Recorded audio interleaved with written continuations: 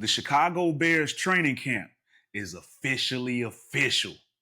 The rookies are in, the vets are in, and CHI Go Bears. We in too. Keep it locked.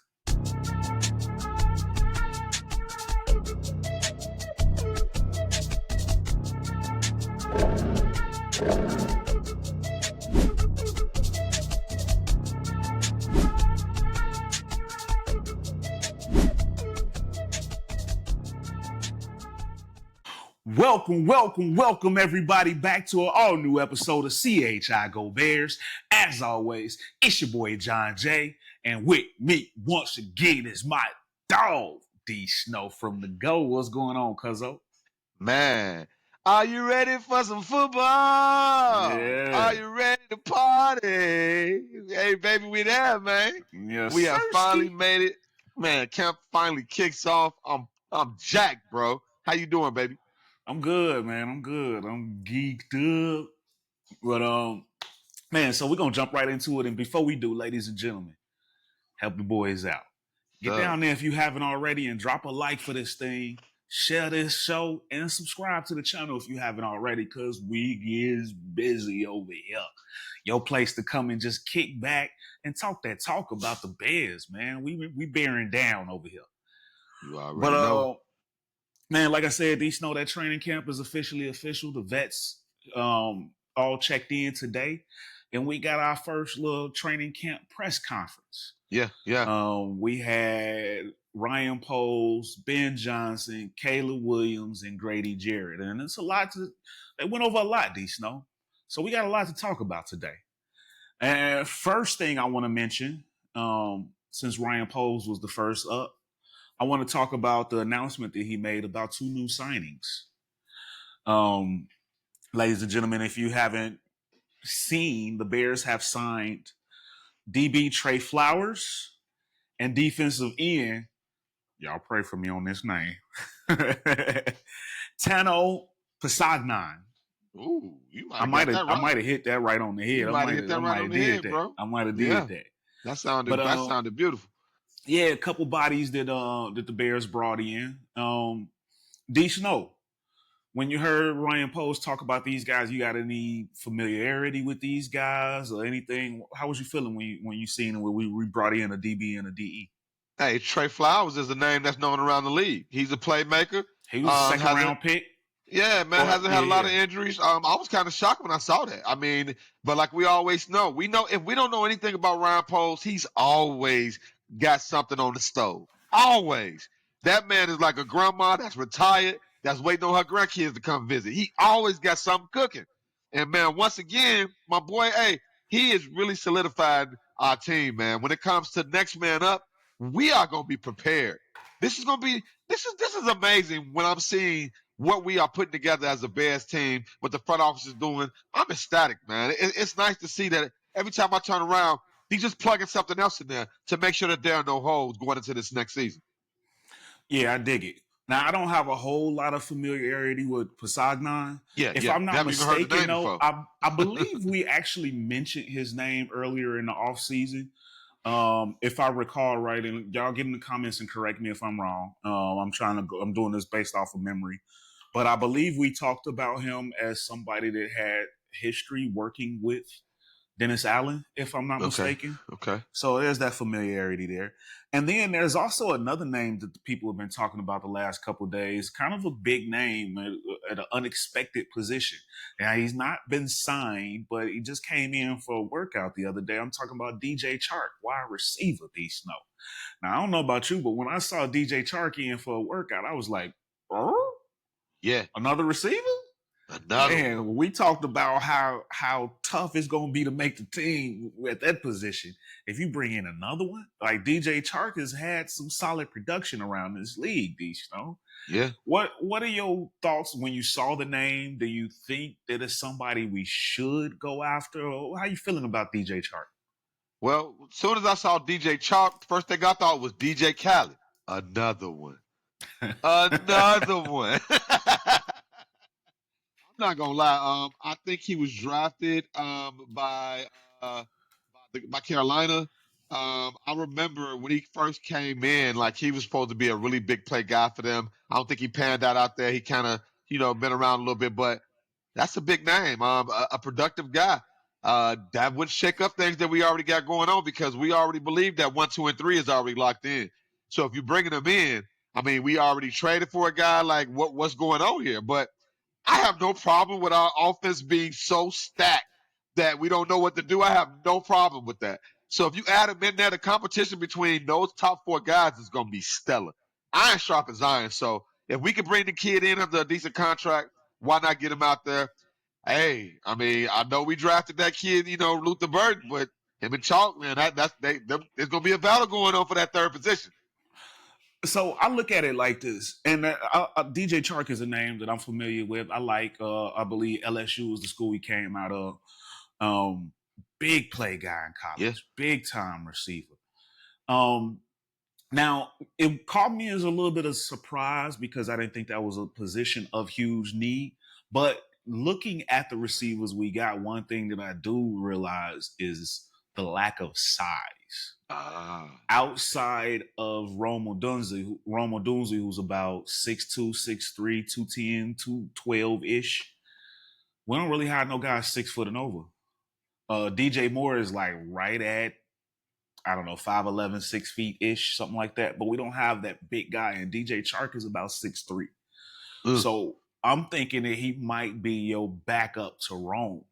And I'm thinking odd man out in this scenario, if he signs, is a guy like Tyler Scott, somebody we talked about possibly on the bubble. Yeah. But I see him as a potential Rome backup. Okay. Just another big body guy in there for some possession. Always use a big wide receiver to throw to out there to go with those big tight ends. Yeah, and not only that, but he was with Detroit. He has familiarity with Ben Johnson. So that's somebody who can come in and help the receivers with, hey, this is how he get down. So it's a move that if they decide to pull it off, I wouldn't have no problems with it. I'm sure the number is going to be low. And who's mad at another big play receiver potential? Rich get richer. I'm with definitely dig that. But moving on, D Snow. Another thing that Ryan Poles mentioned, and this one kind of hurt my heart a little bit. I don't know if you remember yesterday, one of the things I said I was hoping to hear about was that Jalen Johnson was going to show up and be like, yeah, it's not that big a deal.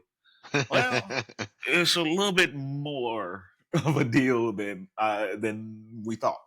Now, it doesn't seem like a huge deal, but Ryan Poles, he flat out said that Jalen Johnson had a leg injury and he'll be out for a few weeks. It'll take a little bit of time. And he had a leg injury during workouts. So that kind of sucks a little bit, D Snow, and I wonder if that's got something to do with them bringing in Trey Flowers. Yeah.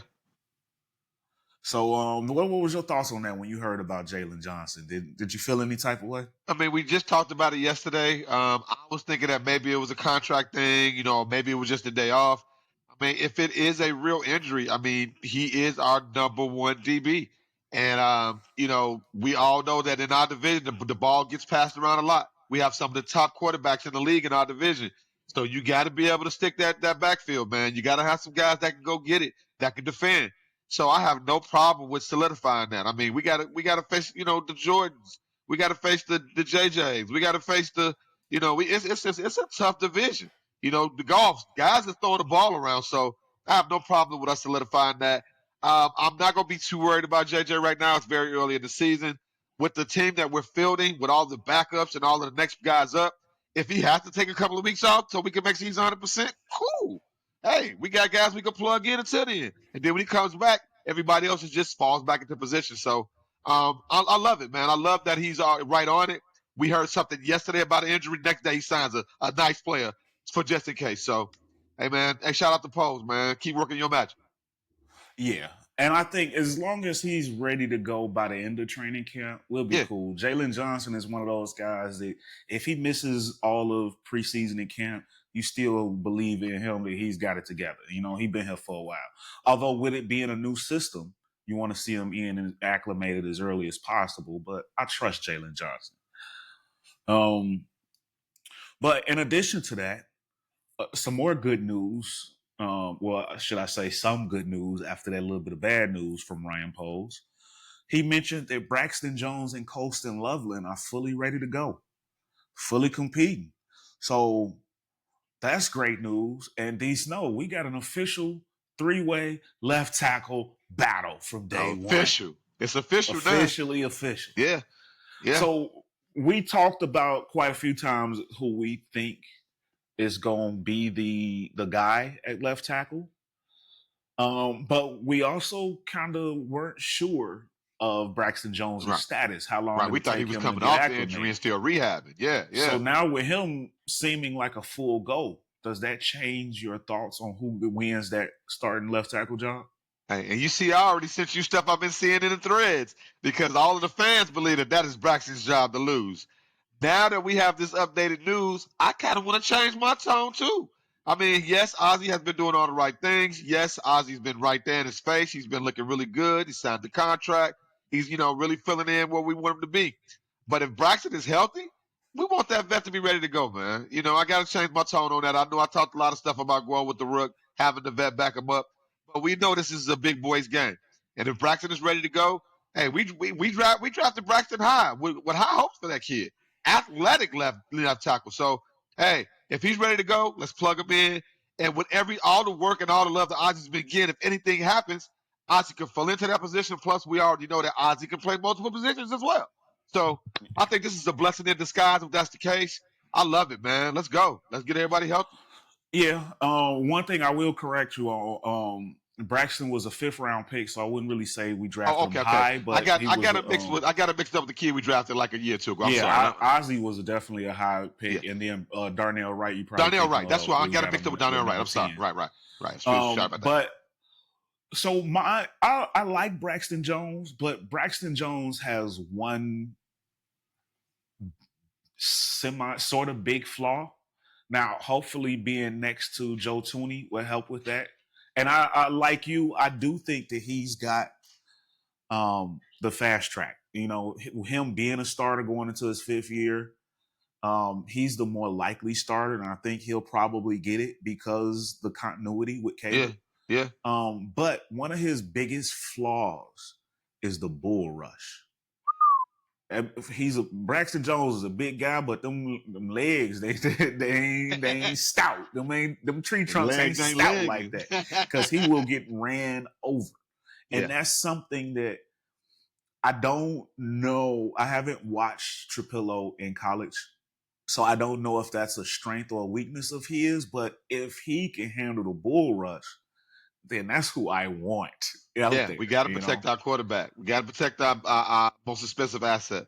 Yeah, when it comes to technique, Braxton Jones is money. He is a really, really good left tackle. But that bull rush, that matters. You got big guys like Aiden Hutchinson coming through in that division. I need somebody that's going to lock in. Yes, sir. So that's my biggest concern with him. If I had to guess right now, just you hold a hammer to my head, yes, Braxton Jones, I think, is going to be your starter. But if the kid got them strong tree trunks in, that might change. But also glad to see that Colston Loveland is ready to go. That was another question mark. And now the games begin. Who gets the more targets with him and Cole Kmet? That's a fun little exercise to watch. But before I move on, you got anything else on those two guys? No, man. Like you said, it's gonna be a real battle. We both know training camp, preseason is probably gonna win that battle. So we will see what comes out of that. Let's see, who's the bigger dog. So I'm excited. No doubt. And so the next thing I want to get into is some of the things that Ben Johnson talked about. Okay. First thing he said, he mentioned that he had gave Caleb Williams several things to work on during the offseason. He had mentioned pre-snap procedures. He said that it must become a weapon for Caleb. He talked about his footwork and his anticipation on these throws. So I really want to see if that's something that Caleb put together. I'm going to be tuning into these practices as much as we can in these press conferences and some of the behind the scenes stuff to see if these are things that are looking better from Caleb. So we can see the progress and the things that Ben has helped him with. That's right. Aside from that, Something else that he mentioned, um, he does. It sounds like he expects the starters to all play in the preseason, which is a big deal. Also, you wouldn't think it is, but I recall Matt Eberflus a year when he didn't play Justin Fields, and it was like I think it was the second year, and it's like, bruh needs the reps. Right. I don't know why you're not doing Every that. play matters in football. Yeah, but I like the sound. I like hearing that it sounds like Ben Johnson is going to have all his starters playing, and they need to. It's a new system Yeah. all around. Yeah, of course. Something else he said was, as far as this system goes, remember we talked about he's going to build something around Caleb, not bringing the old from Detroit. And it sounds like that's still a work in progress. He mentioned that he's not sure yet if it's going to be more of a wide zone or a gap scheme yet. He's giving a lot of the work to the players and seeing what they excel at before he locks down how this is going to be. And I like that, D Snow. Build it to your talent. Don't try to fit your talent square peg round hole. Don't try to fit your talent in something that they don't fit in. If you really about that life, then build it for your team. So I love hearing that. The downside to that, D Snow, is it sounds like it might take a little while to get really acclimated. We won't really see a finished product early on in this season. Yeah. So I don't know how that equates, how that looks on the field. How long will it take for them to really ramp up and learn? But it might be a slow-ish start.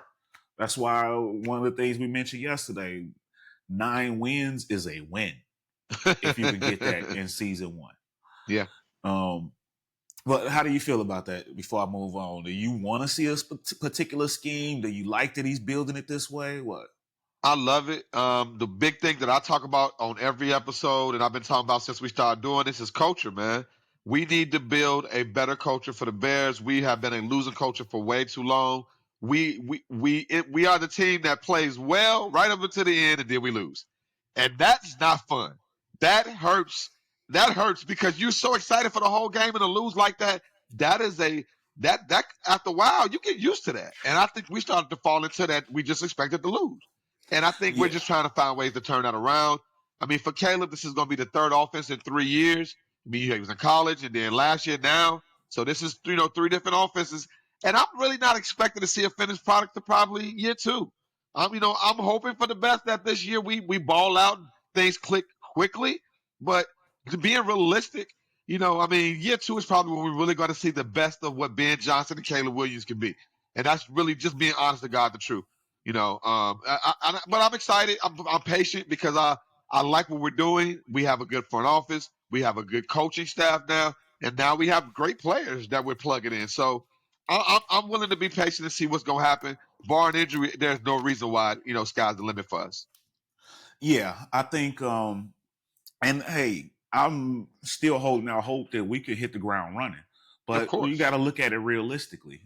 There's a lot of talent here, but hey, these guys are just starting together and they just learning something brand new. So hopefully we can put it together right away. But it feels like throughout the year, more and more is going to get added to the system. So the system won't even be a finished product, I think, at the start of the year. So it is what it is as far as that goes. But you want to see just the guys get comfortable as it ramps up. And I feel like we got the right guy in place to help with that, as well as the right staff. Yes. But yeah, okay. So the last thing I want to mention, though, the last thing I got in my notes, and if you got more, please feel free. Okay. But one thing that caught me was Grady Jarrett when he was talking. They asked him about Caleb Williams, and one thing he was like, he was shocked at his size and speed. He said he didn't realize how fast he is. He said that man is an elite talent, athletically and with his arm.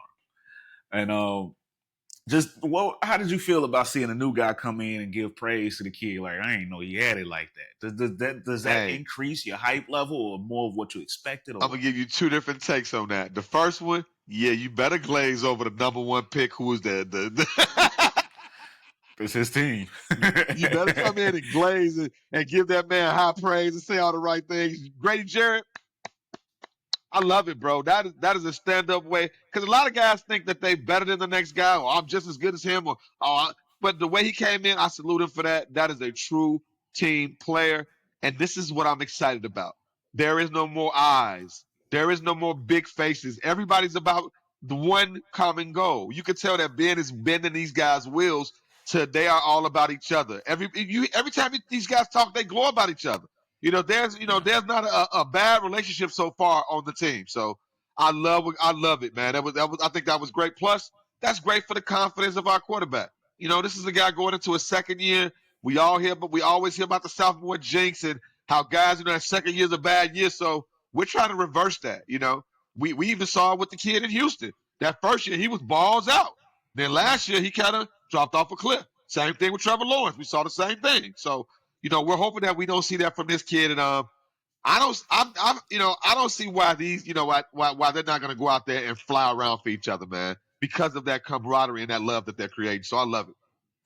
Yeah, same here. And Caleb made sure to mention his goal for this year is to hit that 4,000 mark and be the first Bear ever. So we behind you on that one. We want to see you hit that mark as well. That man said 4,000 yards and maintain that 70% completed ratio. Like he talking about balling out. I'm glad you mentioned that because that's something that Ben Johnson also said that he wants to see Caleb complete 70%. And if he does that, then he can get into that elite tier, Dishno. Yes. And I think that's totally possible. I think everything that he needs is here. So it's go time, man. Yeah, man.